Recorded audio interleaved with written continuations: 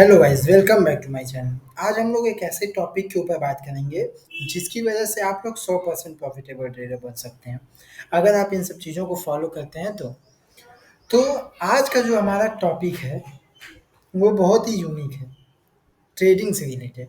तो ट्रेडिंग सब लोग करते हैं, तो ट्रेडिंग का मतलब सब लोग यही समझते हैं। जो ट्रेडिंग का जो मतलब होता है वो ये होता है कि 80% आपका साइकोलॉजी होता है और जो 20% होता है वो आपका सेटअप होता है, प्लस ट्रेड एग्जीक्यूशन होता है। तो आज हमारा टॉपिक है वो इसी साइकोलॉजी को लेकर के है कि एक ट्रेडर की साइकोलॉजी क्या होनी चाहिए। अगर वैसी साइकोलॉजी नहीं है तो इसको इम्प्रूव करने के लिए कैसे हम लोग इसको इम्प्रूव कर सकते हैं। तो हम में से 90% लोग लॉस इसी वजह से करते हैं क्योंकि जो मार्केट को लेकर उनकी साइकोलॉजी होनी चाहिए वो होती नहीं है। एक और बात, देखिए ट्रेडिंग में सबका सेटअप अलग अलग होता है और मैं ये नहीं कह रहा हूँ कि किसी का सेटअप खराब होता है, किसी का सेटअप अच्छा होता है। सबका सेटअप अच्छा होता है, पर जो मार्केट को लेकर जो साइकोलॉजी होनी चाहिए वो होती नहीं है, और जो इसकी साइकोलॉजी वैसी होती है वो लोग देखिए प्रॉफिट करते हैं। तो दिक्कत बस साइकोलॉजी को लेकर आती है। तो जितनी जल्दी आप अपनी साइकोलॉजी चेंज कर लेंगे उतनी जल्दी आप प्रॉफिटेबल ट्रेडर बन जाएंगे। तो कुछ पॉइंट्स हैं जो हम लोग इस वीडियो में समझेंगे, और अगर आपने इसके ऊपर 100% अपना एफर्ट्स डालकर काम किया तो आप 100% प्रॉफिटेबल ट्रेडर बन जाएंगे। तो वीडियो शुरू करने से पहले आप हमारे चैनल को सब्सक्राइब कर दीजिएगा और वीडियो को लास्ट तक जरूर देखिएगा, तो ताकि चीज़ें क्लियर हो सके। तो सबसे बड़ी चीज़ साइकोलॉजी को लेकर आती है इमोशंस और मेंटल स्टेट।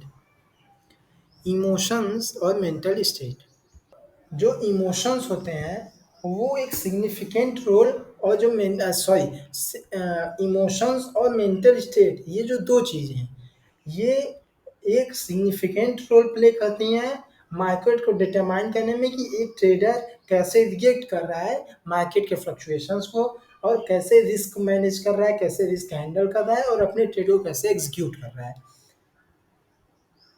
तो इन सारी चीज़ों को समझने और इन सब चीज़ों को मैनेज करने के लिए और एक कंसिस्टेंट और सक्सेसफुल ट्रेडर बनने के लिए आपको ये सब सारी चीज़ें आनी चाहिए कि आप कैसे इन सब चीज़ों को हैंडल कर रहे हैं।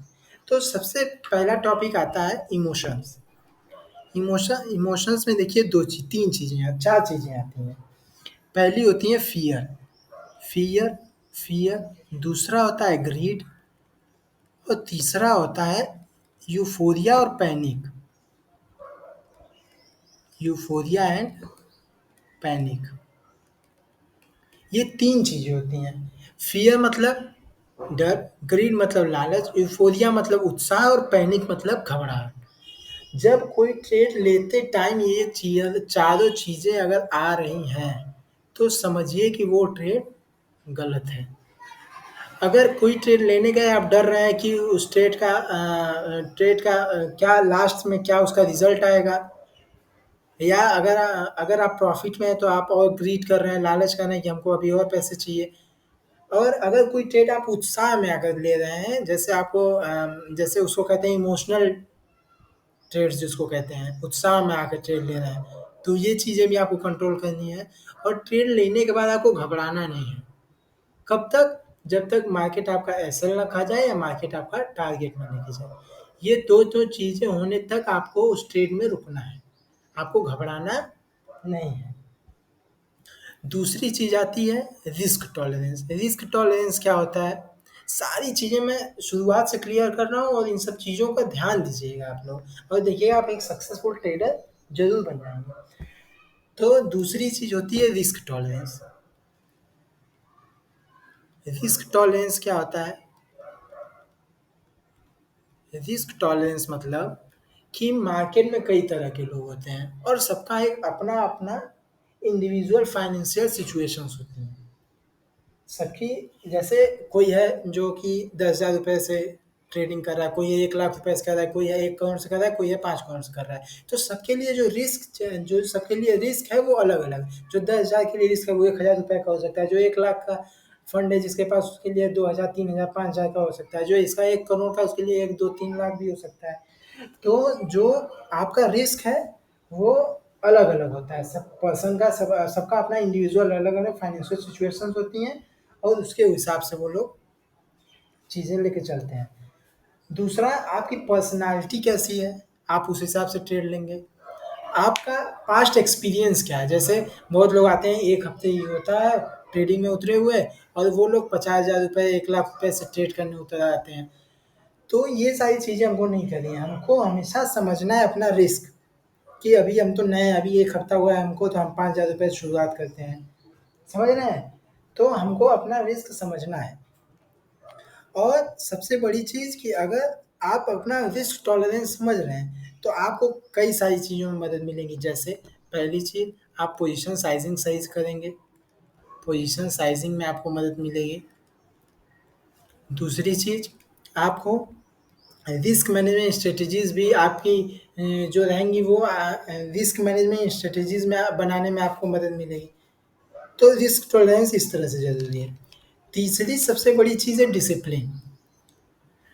डिसिप्लिन, एक सक्सेसफुल के ट्रेडर जो होता है उसके पास एक अलग ही लेवल का डिसिप्लिन होता है, और जो वो लोग डिसिप्लिन जो रहता है उससे पूरी तरह से एकदम वो चिपक जाते हैं, और वो अपना ट्रेडिंग प्लान्स बनाते हैं, और वो कंसिस्टेंसी मेंटेन करने के लिए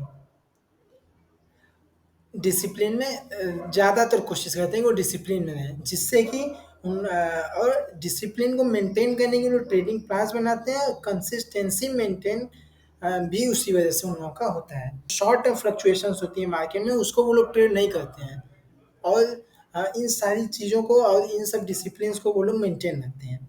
चौथी चीज़ है पेशेंस। पेशेंस मतलब मार्केट जो होता है वो काफ़ी जो मार्केट होता है वो काफ़ी वोलेटाइल होता है, वोलेटाइल होता है और अनप्रिडिक्टेबल होता है।